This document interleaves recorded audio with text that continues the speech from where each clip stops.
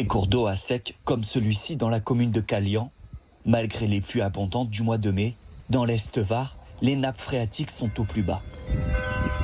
Une situation qui a conduit les 9 communes du canton de Fayence à prendre une mesure exceptionnelle, suspendre les nouvelles demandes de permis de construire pendant les 5 prochaines années. Les maires affirment ne pas être en capacité d'assurer les besoins en eau des prochains habitants. Plus de piscines, plus d'immeubles, ni de maisons. Selon ce maire, ce sont 7000 personnes qui ne pourront pas emménager sur le territoire.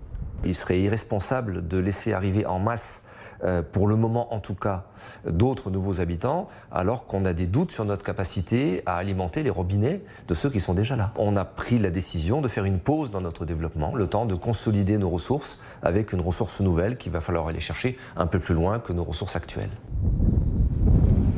Et cette nouvelle ressource est située à quelques kilomètres. Le lac de Saint-Cassien et ses 30 hectares de superficie est le plus vaste plan d'eau de l'Esterel.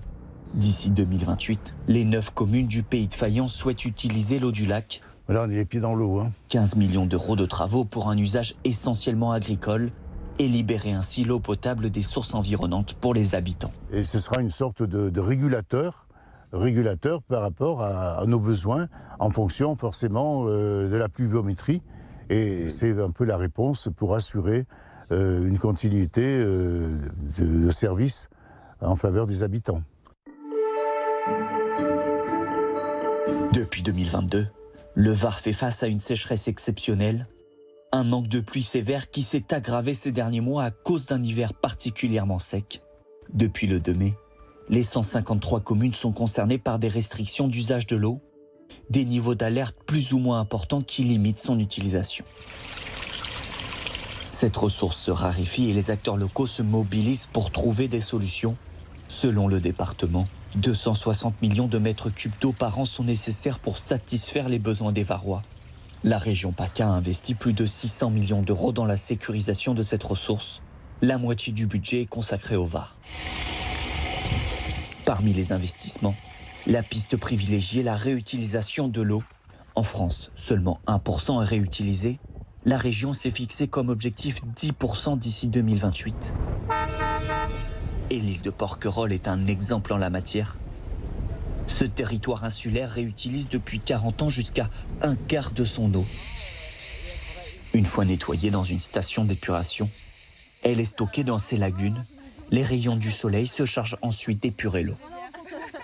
On a quand même un process qui est naturel, c'est-à-dire avec la photosynthèse de l'eau et des plantes que vous voyez, et dans le milieu qui produit de l'oxygène, qui épure encore plus l'eau. Cette eau est impropre à la consommation, mais est utilisée en goutte à goutte dans le verger situé à côté. Une technique d'irrigation qui permet de diviser par 2 la consommation. Ici, les figuiers ne manquent jamais d'eau. Ils sont arrosés en fonction de leurs besoins. Ça nous permet d'avoir plus de surface irriguée, forcément, puisque avec la quantité issue de la nappe, on aurait pu satisfaire qu'environ 5 hectares, on va dire, de maraîchage. Avec la réutilisation des eaux usées traitées, là, on est sur des volumes conséquents, avec une possibilité d'être sur des dizaines, voire une vingtaine d'hectares. Voilà, c'est des possibilités qui sont très intéressantes. Dans les terres, certains ont décidé de s'adapter autrement. Depuis 2 ans, 5 nouveaux cépages ont été intégrés au cahier des charges des Côtes de Provence. Ils viennent d'Espagne, d'Italie ou encore de Grèce et ont été sélectionnés pour leur résistance à la sécheresse. Ouais, ça c'est bon. Dans ce domaine au Luc, ce viticulteur expérimente un demi-hectare dont il évaluera sa qualité l'année prochaine. Si elle pousse là-bas, où c'est théoriquement quand même encore plus sec que chez nous, pourquoi pas les faire pousser ici? La question, c'est juste après qu'elle s'adapte bien à nos types de sol et puis au vin qu'on veut faire, qu'on veut élaborer au final, quoi. Ça ne sera sûrement pas un cépage majoritaire, prioritaire, mais un cépage d'adaptation et secondaire avec une bonne utilisation. Théoriquement, il ne devrait pas y avoir de problème. C'est le but. L'eau devient une ressource rare et commercialisable. Des acteurs privés s'en emparent. Une start-up varoise transforme l'eau de mer en eau potable à l'intérieur de ces sphères. Un phénomène simple et naturel, la distillation solaire. Oui, ces gouttelettes d'eau là que vous voyez ici, c'est déjà le résultat même du principe de la distillation. Elles ont été formées, elles ont laissé le sel sur le plateau et là c'est uniquement la molécule d'H2O extrêmement pure qu'on va récupérer au bas de la sphère. Chaque jour, jusqu'à 10 litres d'eau potable peuvent être récoltés par évaporation.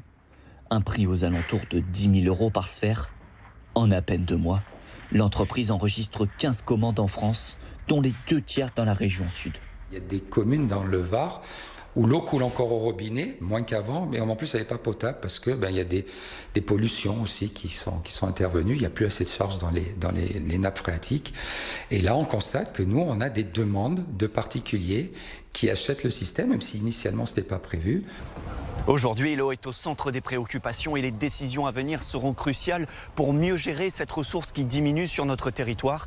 Les études prévoient une baisse du niveau des nappes et des débits dans les cours d'eau de 15 à 30% dans les années à venir sur toute la région.